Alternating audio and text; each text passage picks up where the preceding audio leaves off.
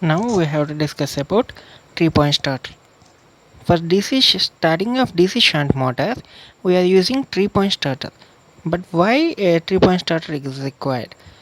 If we consider for DC shunt motor, V is equal to EB plus IA RA. IA is equal to V minus EB by RA.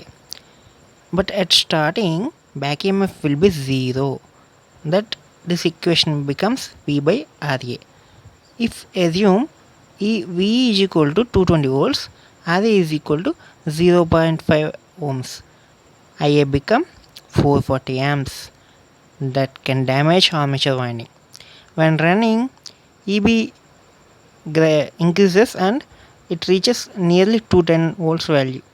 So IA is equal to 220 minus 210 by 0.5, that is equal to 20 amperes. This current can armature bear. So at starting it becomes high current coming. So in order to reduce these high currents, we need to provide extra resistance at starting. So a starter is needed when starting of motor to add extra resistance. This is the block diagram. This is the original 3-point starter circuit. This is the DC supply. For 3-point starter, there is a 3 points. One is L. This is connected to line L, and this is F. F means field. A means armature. So now coming to the working of DC.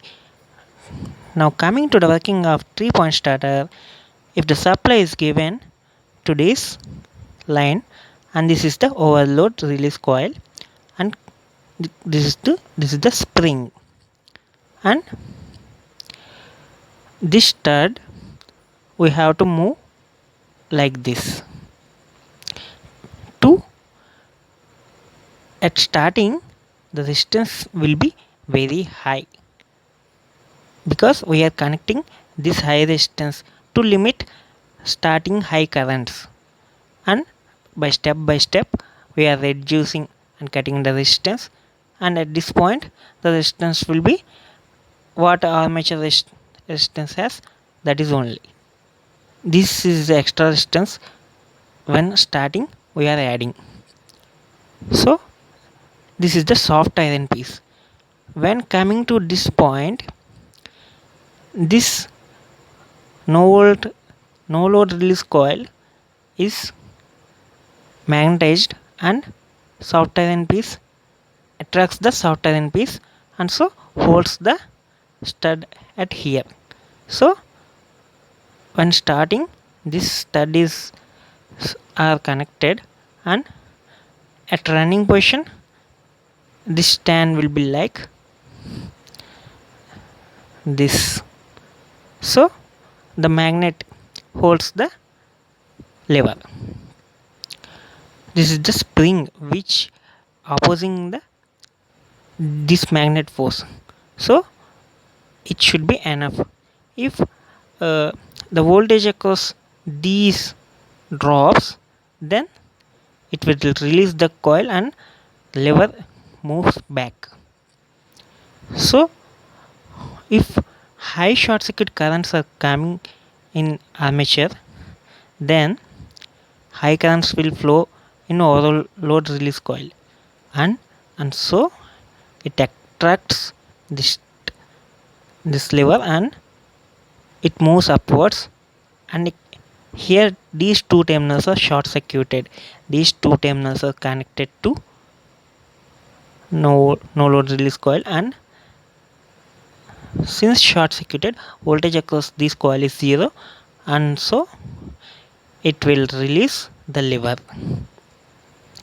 If the voltage across this field winding reduces, then also it reduces the lever. So for starting purpose, 3-point starter is used. The main 3 points are line, field, armature. So the flow of current is like L, studs at starting these armatures, then goes to armature. and for field it goes like this. Since field we are applying full voltage, so this is called no load release coil and this is overload release coil. This is no volt release coil, which voltage is reduced, then it releases the lever.